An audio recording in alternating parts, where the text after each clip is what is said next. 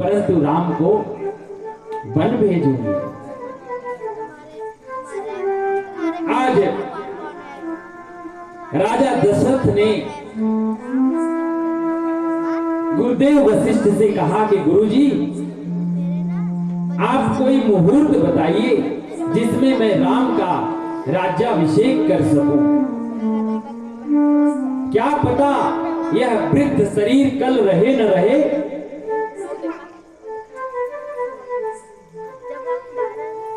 राजा दशरथ जब यह बात बोले तो गुरुदेव वशिष्ठ ने कहा, राजन, मुहूर्त से राम नहीं है। जिस क्षण जिस समय आप राम का तिलक करेंगे उसी क्षण उनके तिलक का मुहूर्त हो जाएगा। कहने का मतलब मुहूर्त से राम का अस्तित्व नहीं है, राम से मुहूर्त का अस्तित्व है। बेगी विलंब न करिय निपय, साजिए सब समान। बेगी, देखिए एक शब्द को दो बार, बेगी विलंब, तुरंत करिए और अभी अभिषेक कर दीजिए। परंतु राजा दशरथ ने विचार किया कि गुरुदेव तो ठीक ही कह रहे हैं, मैं राम का अभिषेक कल करूंगा। और आप सभी जानते हैं यह कल दशरथ के जीवन में नहीं आया और इसी कल ने ही दशरथ को बेकल कर दिया। राजा दशरथ घर आए और तैयारियां प्रारंभ हो गई। इधर गुरुदेव वशिष्ठ विचार किए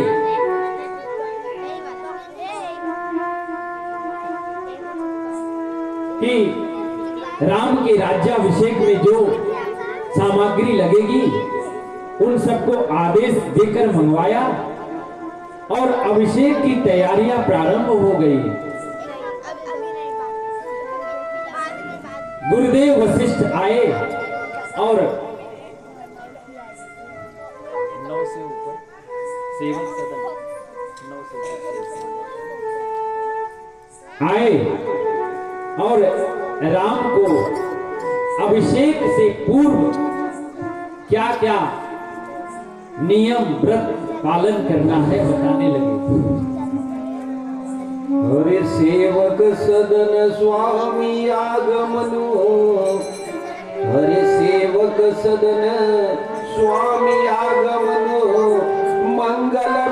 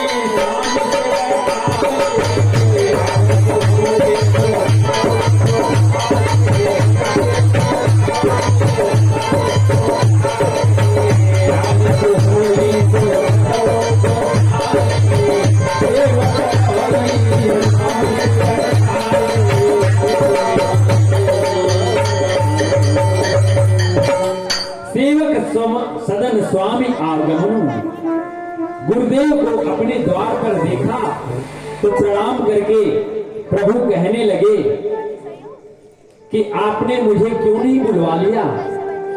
गुरुदेव कहने लगे कि पुत्र, बात ही कुछ ऐसी है, राम करऊं तुम संजम आजू। आज राम आप फलाहार करेंगे, पय आहार करेंगे, भूमि शयन करेंगे, ब्रह्मचर्य का पालन करेंगे। क्यों प्रभु? क्योंकि कल आपके पिताजी आपको युवराज बनाने वाले।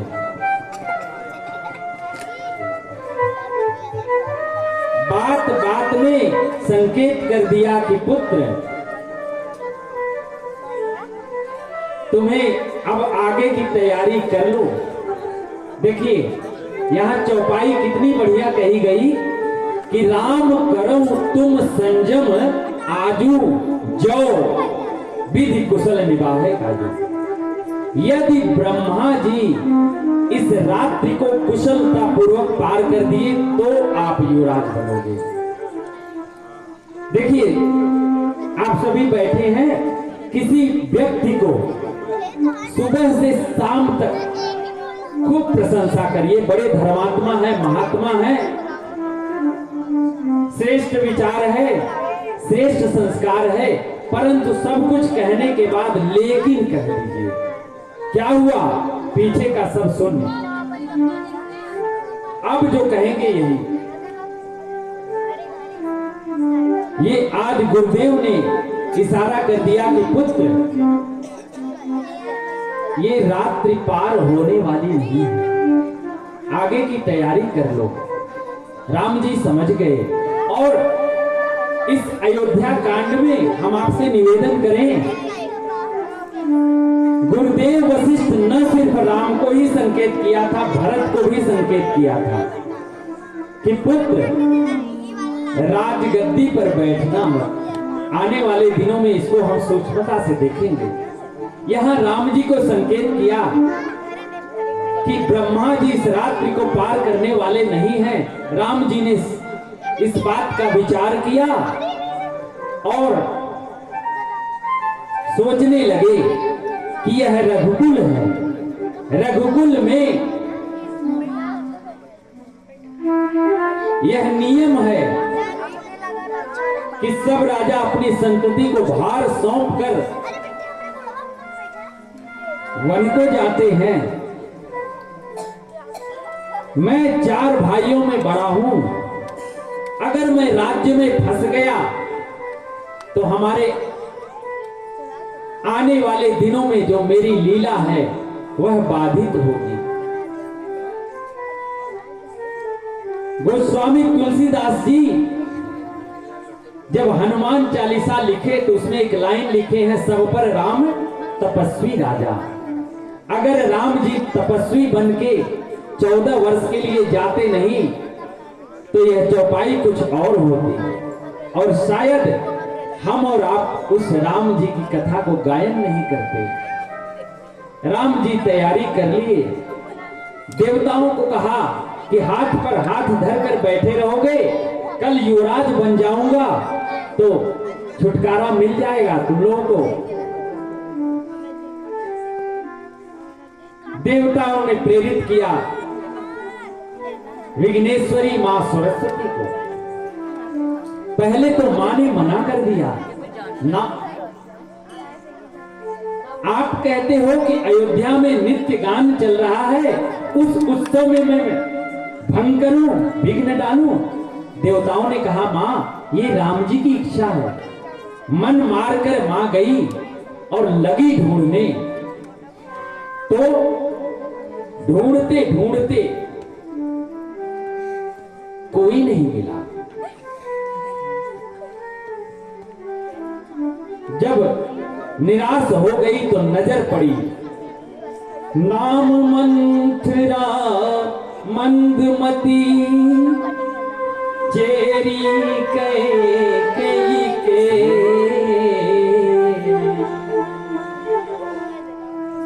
नाम मंथरा मंदमती, कैकेयी की एक दासी मंथरा है। और वो कैसी है? मंदमती है। मंदमती का मतलब जो राम से प्रेम न करे वो मंदमती है। अरे क्या यही 1400 ग्राम मिला था विरोध करने के लिए?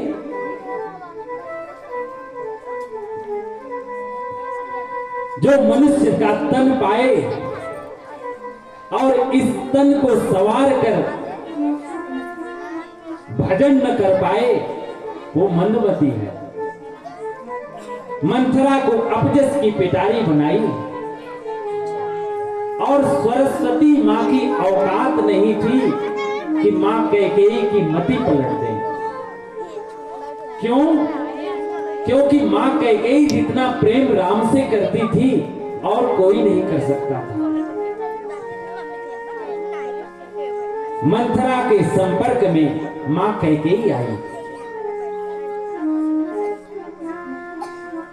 और इस मानस का न्याय कहता है इस चराचर जगत में कोई ऐसा नहीं है जो कुसंगत पाकर बिगड़े नहीं। बचपन में हम लोग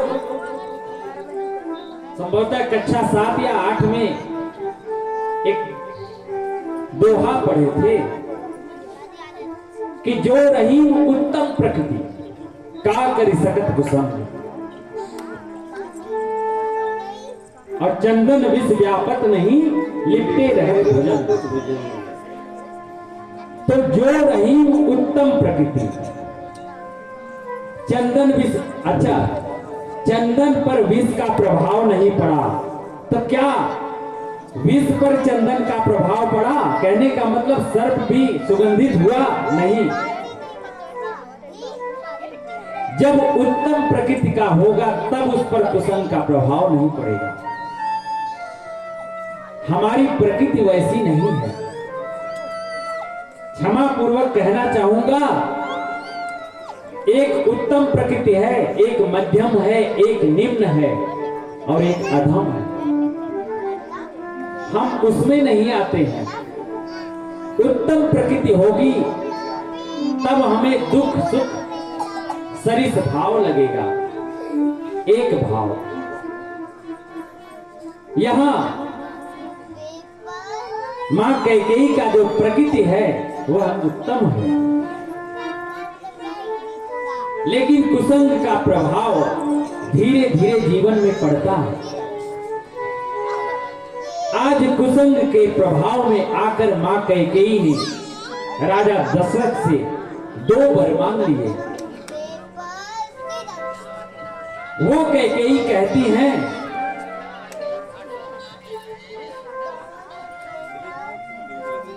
कि राम को बन जाने की बात जो कभी कहती थी, मोह पर करही स्नेह विसेखी, मैं करी प्रीति परीक्षा देखी।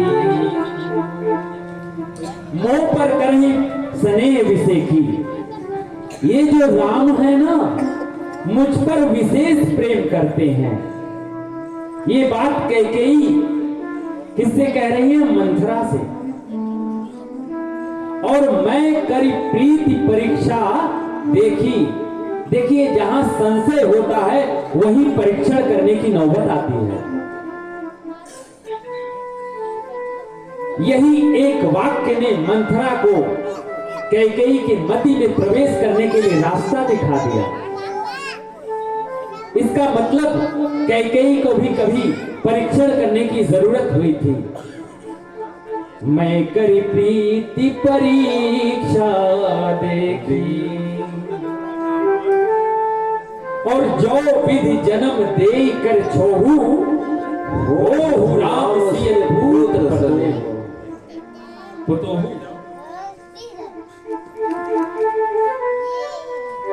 वो कैकेयी ब्रह्मा से कहती है, ब्रह्मा जी इस जन्म में संभव नहीं हो पाया, अब कभी भी हमको यदि मानव शरीर देना ना तो राम को मेरा पुत्र और सीता जी को मेरी बहू बना,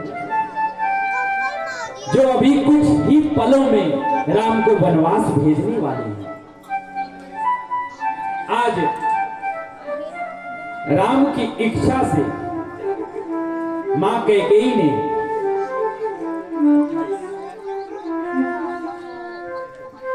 राजा दशरथ से 2 वर मांग लिया।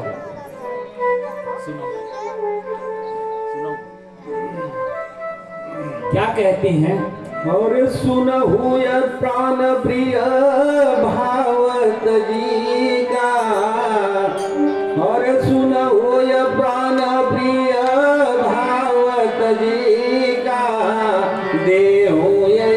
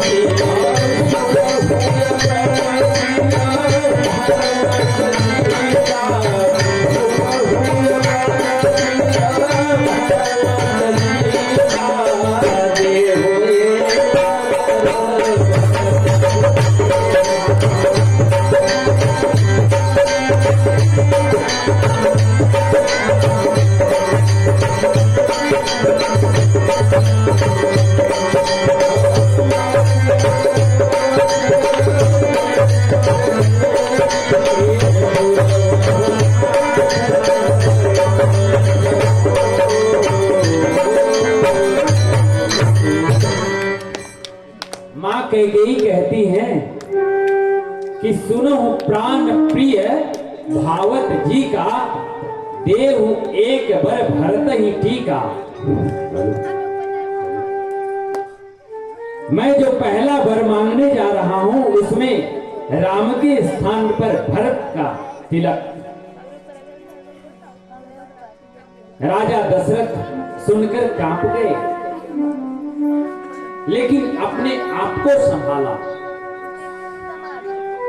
अब जब दूसरा वर मांगने कैकेयी चली तो यहां वर्णन आता है कि दूसरे वर को मांगने में कैकेयी कांप रही है।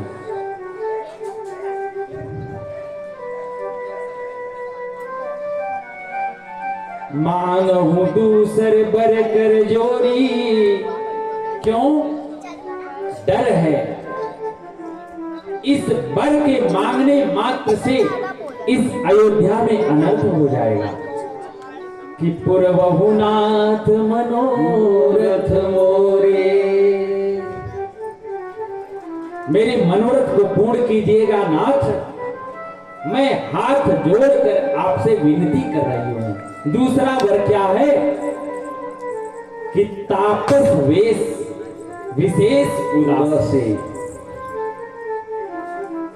तपस्वी का वेश धरकर विशेष उदासीन व्रत लेकर राजा दशरथ ने मन में विचार किया कि भरत को राजा बनाकर तपस्वी बनकर विशेष उदासीन का व्रत उठाकर मैं वन में जाऊं, शायद यही मांगेगी। नहीं, मां कैकेयी ने कहा आप नहीं, 14 वर्ष राम वनवासी,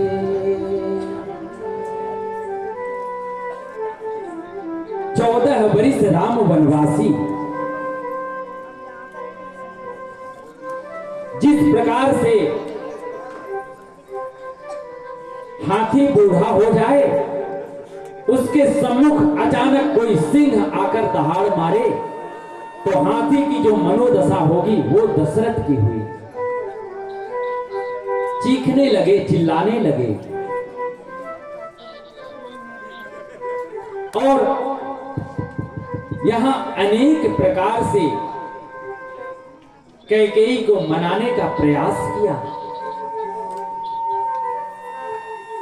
परंतु मां कैकेयी राम जी की इच्छा से अपने वचन पर अडिग रही। चक्रवर्ती नरेश कहते हैं कि कैकेयी कुछ ही दिन की बात है, तुम भरत को आने दो और मैं भरत को राजा बना दूंगा, इसमें कोई संशय नहीं है। परंतु एक ही बात मोहि दुख लागा, पर दूसरे असमंजस मांगा। तुम्हारे दूसरे वर ने मुझे असमंजस में डाल दिया है। अनेक प्रकार से मनाने का प्रयास किया। यहां जब राजा दशरथ जी चीखते चिल्लाते हुए कहने लगे, कहते हैं कि कैकेयी तुम चाहती हो कि मैं न रहूं? कैकेयी ने कहा,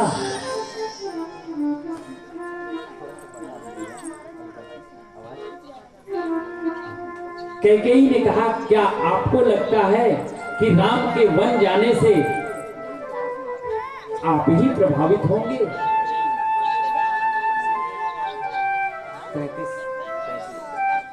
होत प्रात मुनि वेश धरी, जौन राम बन जाऊं। हरि मोर मरन राउर यजस, मृप समुझिय मन माही। यदि प्रातः काल राम वन नहीं गया, मुनियों का वेश धरकर, तो मैं मरूंगी। आप मौत की बात करते हो ना, मैं मरूंगी, आपको अपजस लगेगा। और यदि राम बन गया ना, तो आप मरोगे, मैं अपजस की भागी बनूंगी। राजन, एक की मौत तो निश्चित है और एक को अपयश लगना निश्चित है। मैं एक नारी हूं और मैं घर के अंदर अपयश का जीवन व्यतीत कर लूंगी, परंतु आप जिस कुल से आते हैं ना, उसमें अब तक कोई ऐसा राजा नहीं हुआ है जो अपने बाप को काट कर धर्म पथ से विमुख हो जाए।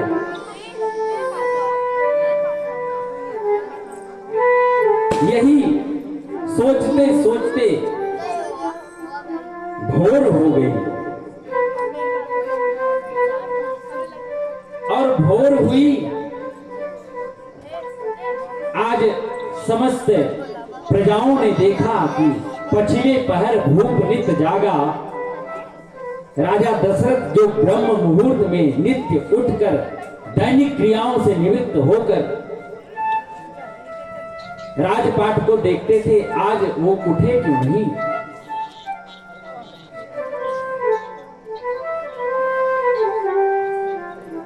भोर हुई, सुमंत गए। मां कैकेयी ने कहा, मैं कुछ नहीं जानती हूं, रात्रि भर राम राम जपे हैं, राम को बुला दो।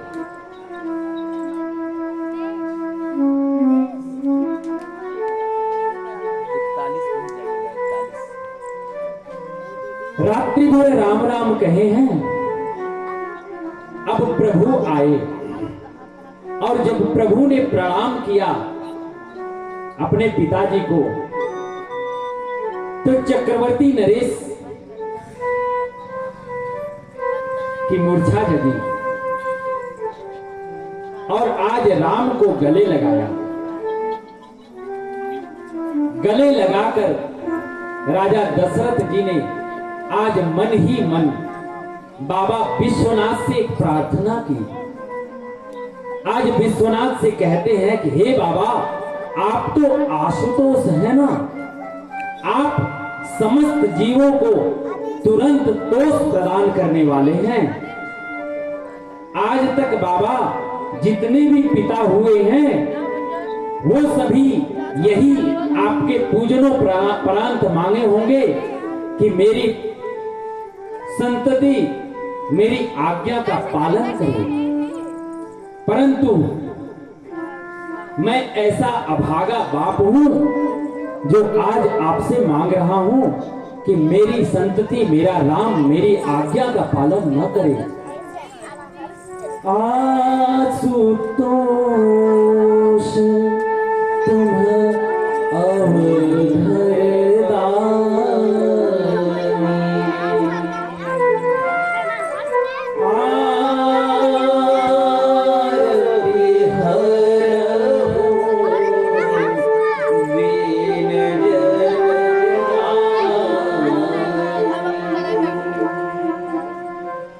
कहते हैं हे सूर्य नारायण, आप निकलिएगा नहीं। क्यों? क्योंकि आप निकलोगे ना आज तो मेरे कुल का सूर्य डूब जाएगा। राम जी आए और प्रभु ने अपने पिताजी को प्रणाम किया और फिर मां को प्रणाम करके पूछा, मोहि कहूं मां तो तात तात दुख कारण, मेरे पिताजी को क्या कष्ट है मां, बोलो। यहां मेरे सम्मुख मेरी कितनी माताएं बैठी हैं, इनमें से एक मां को छोड़कर मैं सबको मां कह सकता हूं, परंतु एक मां को मैं जननी कह सकता हूं जिसने मुझे जन्म दिया। जब राम जी आए तो कैकेयी को मां बोले, मोहि कहूं मां तू तात दुख कारण। आप सबको जननी नहीं बोल सकते, हाँ मां बोल सकते हैं।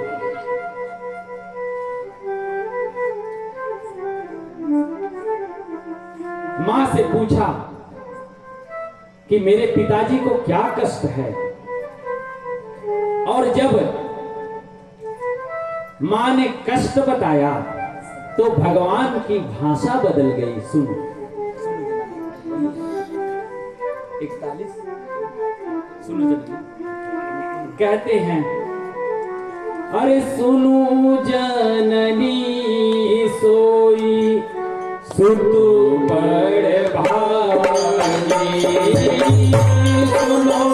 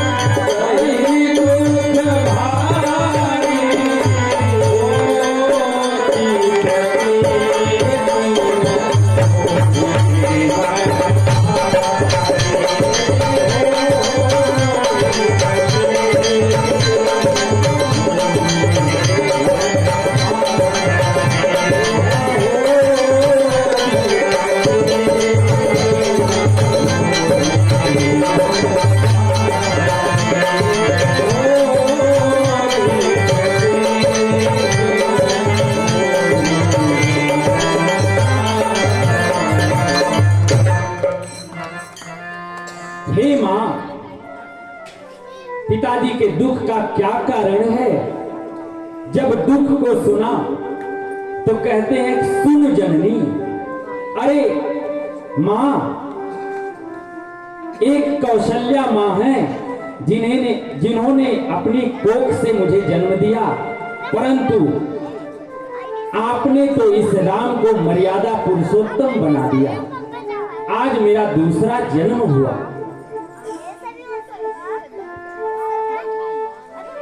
इस जगत में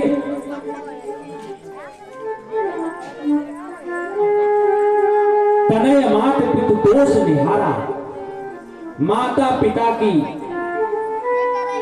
शरीर से सेवा करने वाले अनेक पुत्र होंगे, परंतु मां, आपने तो इस राम को वचन से सेवा करने का अवसर दे दिया। वस्तुतः श्रेष्ठ की सेवा वो नहीं जो शरीर से की जाए। हम श्रेष्ठ की पांव दबाएं परंतु बात एक भी न माने, ये कोई सेवा नहीं हुई। श्रेष्ठ की सही सेवा तो यह है उसकी आज्ञा का शब्दशः पालन हो। आज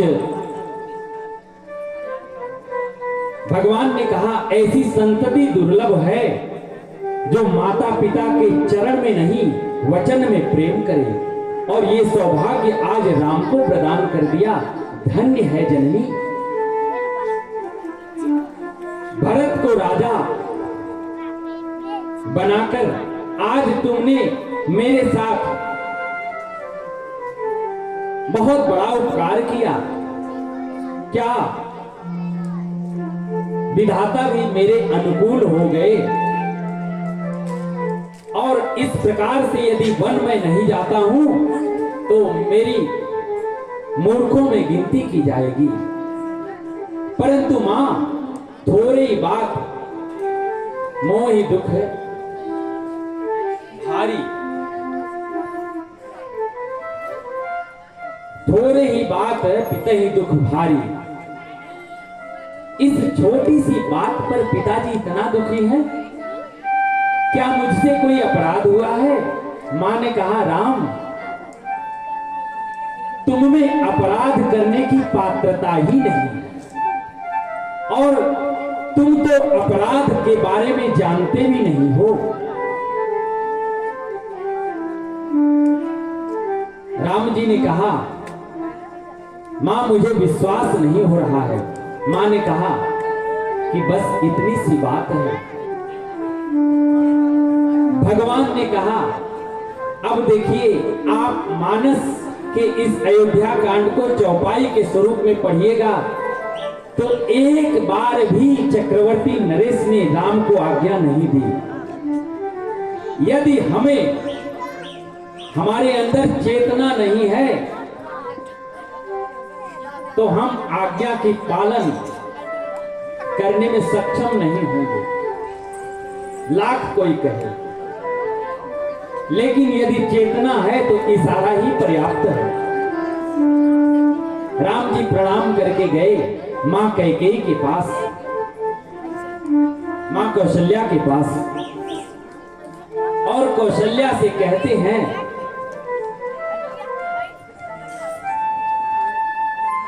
कि मां जल्दी करो। मां ने कहा मैं तो कब से वेट कर रही थी। भगवान ने कहा कि ये बताओ मां, वन बड़ा है या अयोध्या? मां ने कहा वन बड़ा है। मां, मैं बड़ा हूं ना, इसलिए पिताजी ने मुझे बड़ा राजा बनाया। भरत छोटा है ना, इसलिए छोटा राजा बनाया। मैं वन का राजा बन गया। ये प्रभु के मधुर वाक्य मां को तीर समान लगे। मां और पुत्र में बात हो ही रही थी, तब तक जानकी जी आ गई। संस्कार का दर्शन कीजिए। सामने सासू मैया हैं और पतिदेव हैं। मां प्रणाम करके बैठी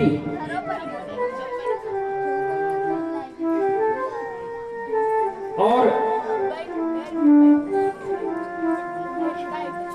इधर मां और पुत्र में बातचीत चल ही रही है। मां ने कहा, यदि तुम्हारे पिता ने तुम्हें वन जाने की आज्ञा दी है तो मैं मां हूं। मां का अधिकार पिता से ज्यादा है। लेकिन पुत्र, यदि पिता के साथ साथ तुम्हारी मां कैकेयी की भी आज्ञा है तो तुम मां की बात सुनकर अवश्य बन जाना। क्यों? क्योंकि मां की बात मानकर तुम बन जाओगे तो बन जाओगे। मां जानकी बैठी हैं। गोस्वामी तुलसीदास जी ने चौपाई के माध्यम से आज कहा कि जब जीव सबसे ज्यादा दुखी कब होता है, वह अपने पीड़ा को जिह्वा के माध्यम से, शब्द के माध्यम से पहुंचा नहीं पाता दूसरे के कर्ण तक। कहने का तात्पर्य, हम यदि दुखी हैं और अपने दुख को बता नहीं पाते हैं, जानकी के साथ ऐसा ही कुछ हुआ। और इस दुख की घड़ी में सिर्फ और सिर्फ मां याद आती है। जानकी जी की मैया है धरती मां। अपनी नाखून से, चरण के नाखून से धरती को क्रोध कर कहती हैं कि मां, प्रभु बन जा रहे हैं, मेरा जाना भी तय है। हाँ, क्या जाएगा ये तय नहीं है। यदि प्रभु मुझे लेकर गए तो आज जानकी जी जाएंगी, और छोड़कर गए तो जानकी का शरीर यहीं रहेगा, परंतु जानकी का प्राण जाएगा।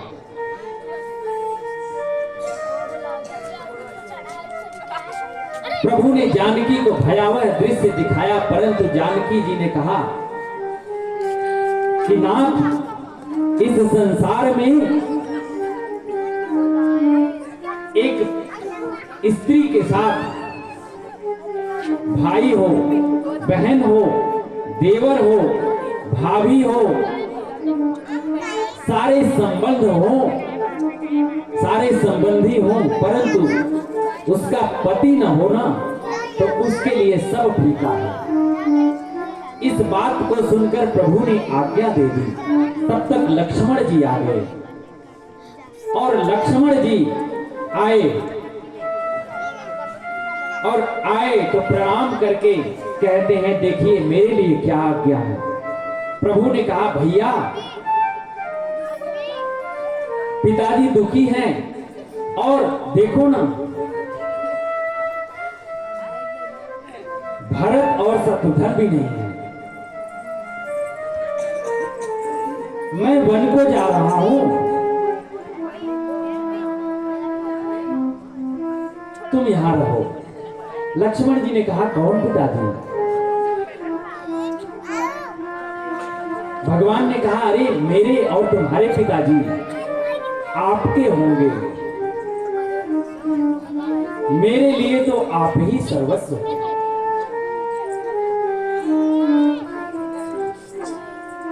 मोरे सबुई एक तुम स्वामी, दीन बंधु पुर अंतरया। मेरे सबुई एक तुम स्वामी, मेरे लिए पिता भी आप हैं, भाई भी आप हैं, स्वामी भी आप हैं, सखा भी आप हैं। मैं आपके अलावा किसी को नहीं जानता हूं। भगवान ने कहा, ठीक है, जाओ मां से आज्ञा लेकर आओ। लखन लाल जी गए और मां सुमित्रा से आज्ञा ले ली। मां ने कहा, तुम्हें क्या लगता है कि राम बन जा रहे हैं? लक्ष्मण ने कहा, हां। मां ने कहा, नहीं, राम बन नहीं जा रहे हैं। मां ने कहा, पुत्र ये बताओ सूर्य किस दिशा में निकलते हैं? इसका सामान्य सा उत्तर जो हम लोग जानते हैं पूर्व, लेकिन ये गलत है। गलत क्यों है? पूर्व से सूर्य का पता नहीं चलता। जिस दिशा में सूर्य निकल जाते हैं उसी दिशा को पूर्व कहा जाता है। पूर्व से सूर्य का अस्तित्व तो नहीं है। आज से यदि सूर्य इस दिशा में निकलने लगेंगे तो हम इसको पूर्व मानेंगे। इसलिए राम जहां भी रहेंगे वही अयोध्या है। अयोध्या से राम का अस्तित्व तो नहीं है पुत्र, राम से अयोध्या का अस्तित्व है। और जाओ, आज मैं धन्य हो गई, मेरी कोख धन्य हो गई। राम का सेवक जिस मां के कोख में पैदा हो जाए वो धन्य हो जाता है। तुम्हारे भाग्य राम बन जाए। लक्ष्मण जी को अनेक प्रकार से समझाया और आज्ञा मानकर लक्ष्मण जी आए। चक्रवर्ती नरेश ने देखा कि तीनों भाई वल्कल, दोनों भाई वल्कल वस्त्र धारण करके जानकी जी के साथ निकल रहे हैं। सबसे पहले राम जी निकले, लक्ष्मण जी और पीछे जानकी मैया। जाकर गुरुदेव वशिष्ठ के आश्रम में ब्राह्मणों को वर्षासन दिया, याचकों को दान देकर संतुष्ट किया और चक्रवर्ती नरेश की आज्ञा के अनुसार सुमंत रथ लेकर आए। प्रभु भैया और मैया रथारूढ़ हुए, वन की तरफ निकल लिए।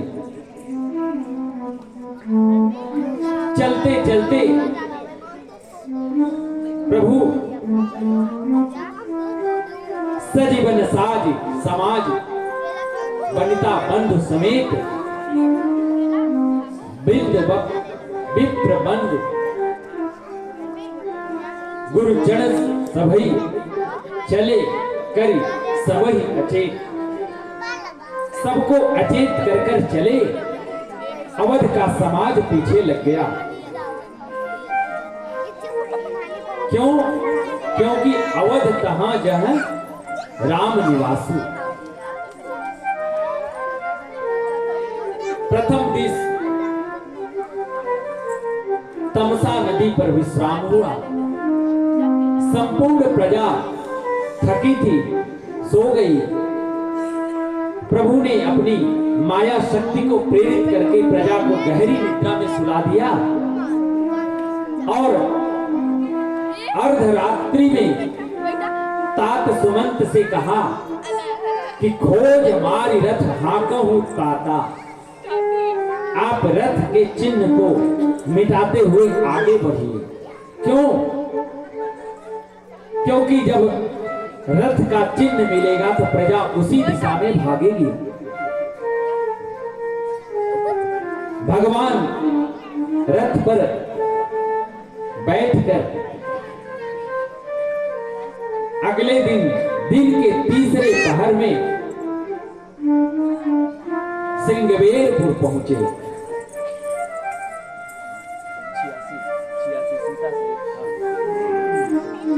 बाबा ने कहा, अरे सीता सीता सचिव सहित दो भाई श्रृंगवेरपुर पहुंचे। सीता सचिव सहित दो भाई, अरे सीता सचिव सहित दो भाई श्रृंगबेरपुर पहुँचे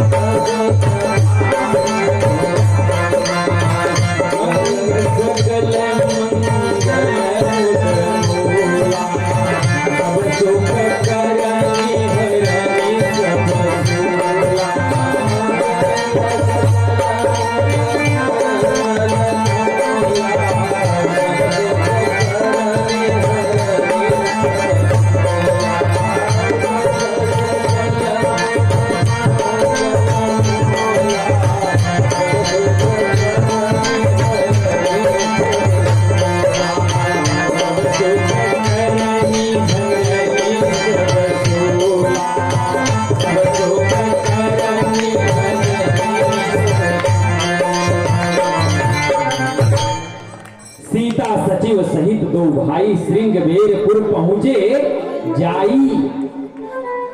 गोस्वामी तुलसीदास जी की शब्द रचना इतनी मजबूत है।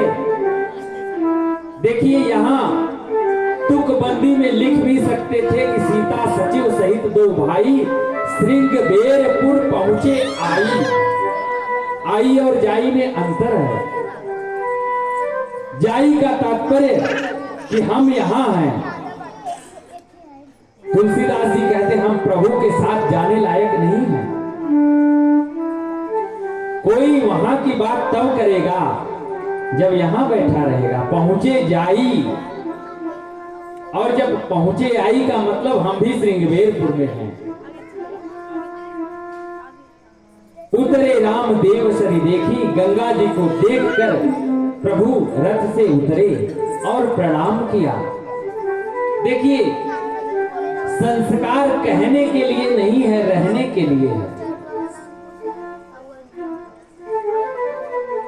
संस्कार की शिक्षा देने से पूर्व संस्कारित होकर रहा जाए। भगवान को प्रणाम करते हुए देखकर मां जानकी, लक्ष्मण और सुमंत जी ने गंगा जी को प्रणाम किया। और यहाँ गंगा जी के महात्म को प्रभु ने गा गाकर हर्ष के साथ सबको सुनाया। यह सूचना श्रृंगबेरपुर के राजा हैं निषाद राज गुह। गुह को मिला तो गुह प्रभु के स्वागतार्थ भेंट लेकर आए और प्रभु से निवेदन किया कि प्रभु आप वन जा रहे हैं, आप तो अपने राज्य की सीमा के बाहर हैं, क्यों न आप श्रृंगबेरपुर में रुक जाइए। प्रभु ने कहा मित्र, मैं उदासीन व्रत लेकर आया हूं। अस्तु मैं 14 वर्ष किसी धातु नगर, किसी राज्य में प्रवेश नहीं कर सकता, न किसी धातु को स्पर्श कर सकता हूं। अस्तु आज श्रृंगबेरपुर के राजा निषाद राज गुह ने भगवान को कुशा की चटाई की व्यवस्था की शीशम के वृक्ष के नीचे, और भगवान ने आज रात्रि श्रृंगबेरपुर में शीशम वृक्ष के नीचे गुजारा। भगवान आज रात्रि यहां विश्राम करेंगे और हम और आप आज की रात्रि में विश्राम करेंगे। इस रात्रि में क्या घटना हुई इसका मनन चिंतन गायन कल हम लोग करेंगे। आगे की लीला प्रभु की आगे बढ़ेगी कल से।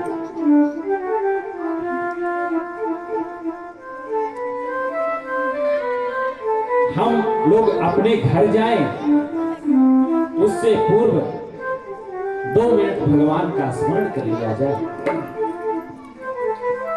हरे राम चरण चित लाई रे,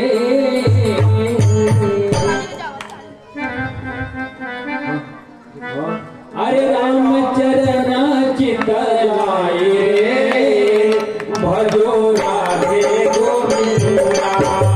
राम चरण चित लाई रे, भजो राधे गोविंदा। राम चरण चित लाई रे, भजो राधे गोविंदा।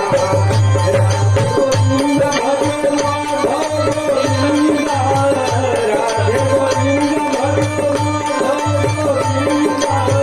भक्तन के सुख गाए रे, भजो राधे गोविंदा।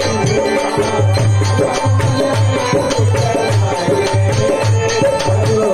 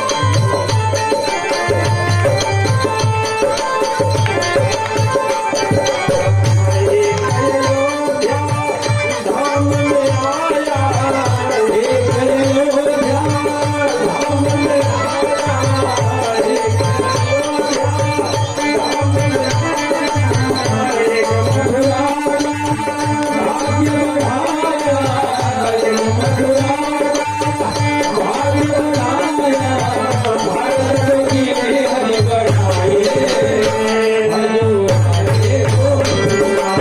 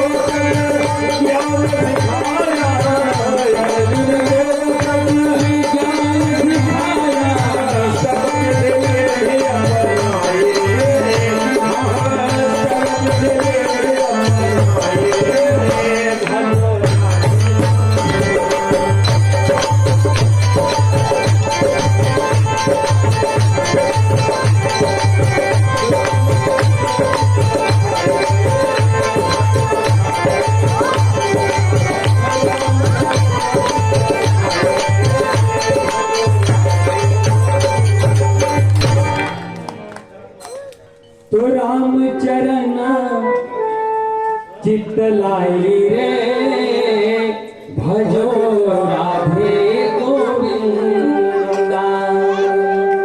अपने अपने चित्त में भगवान को रखकर हम और आप आज की रात्रि को इसी प्रकार से विदाई देंगे।